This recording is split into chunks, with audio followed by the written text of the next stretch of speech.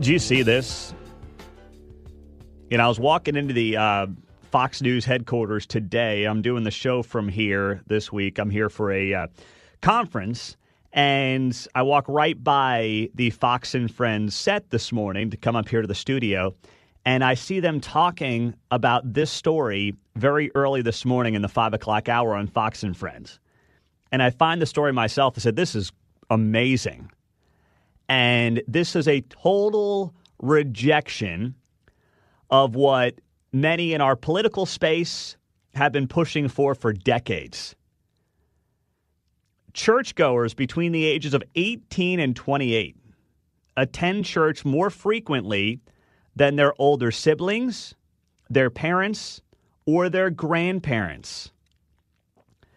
A new study, part of the State of the Church Research Initiative from the Barna Group, found a post-pandemic surge among Gen Z churchgoers over the age of 18.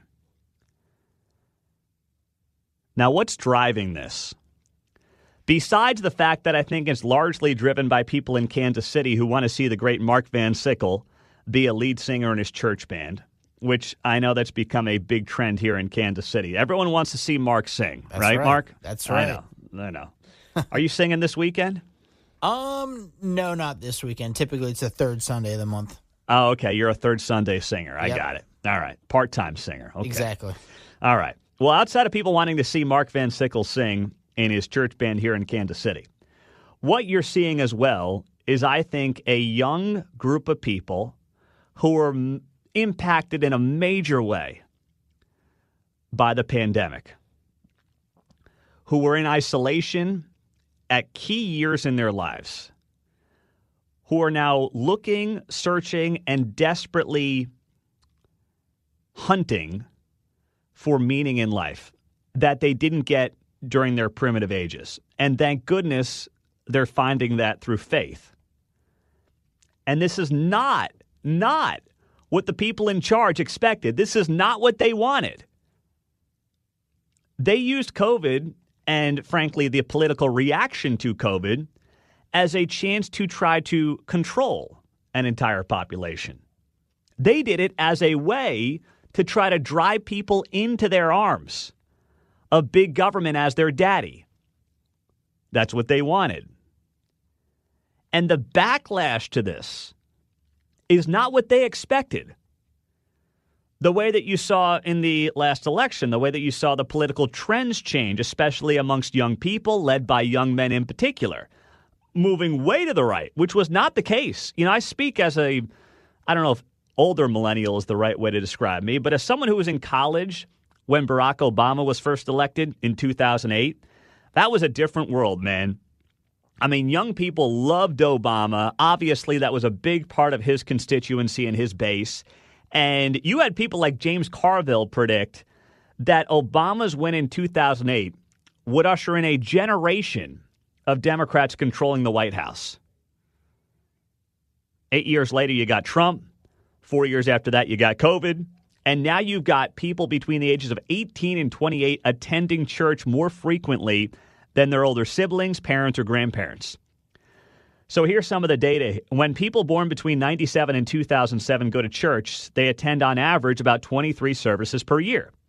Church-going Gen Xers, in contrast, make it about 19 out of 52 Sundays, while boomers go to church just under 17 weeks per year. And millennials, interestingly, born between 81 and 96, are number 2 on that list. So the younger you are, this is fascinating. The younger you are right now, if you go to church, you're more likely to be there more frequently than those who are boomers or Gen Xers. And millennials are going at a higher rate than they were as recently as 10 years ago.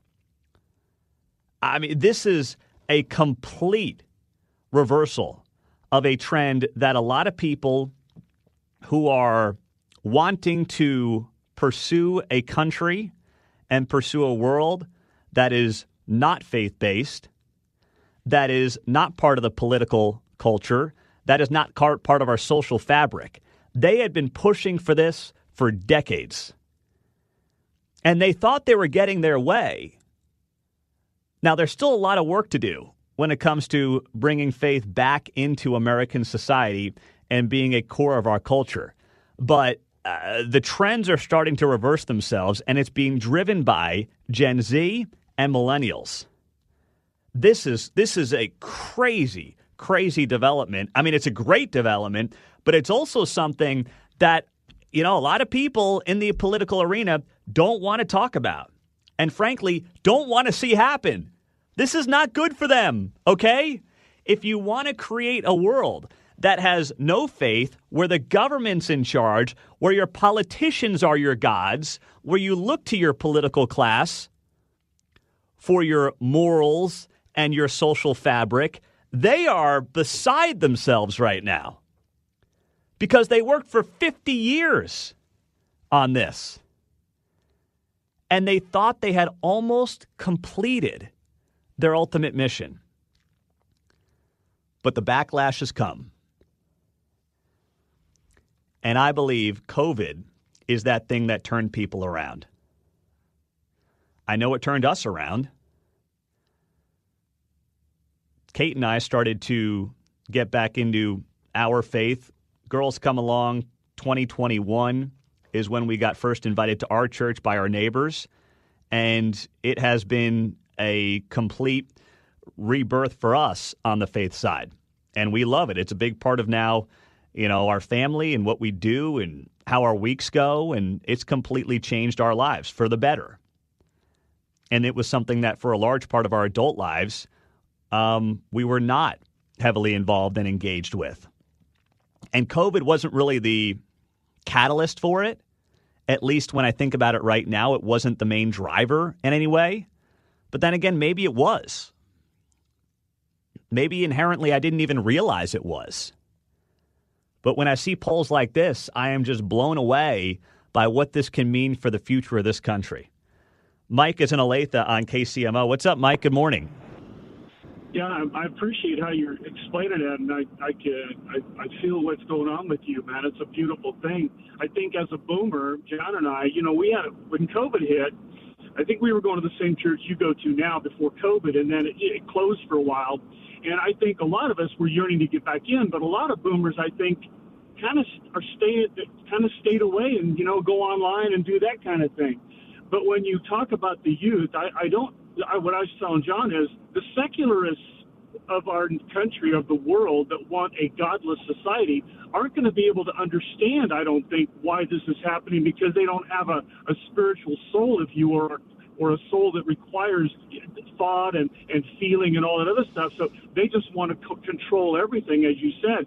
But these young people are yearning for community and something way different than they've seen since about 2008. And I'm not teaching anymore, but these kids, they really are. They're searching, and they love community. And I don't know. It's just there's a movement, and you're right. It could change the country. We talked about Taylor and Travis the example they set, but family, child rearing, all that good stuff is potentially going to come back if this trend stays the same way it is, because they'll understand what the value is and the creation order should be.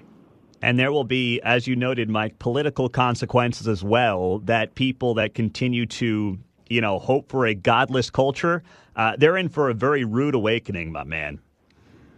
And I would say amen, pun intended. Well done. Amen to that, brother. Amen to that.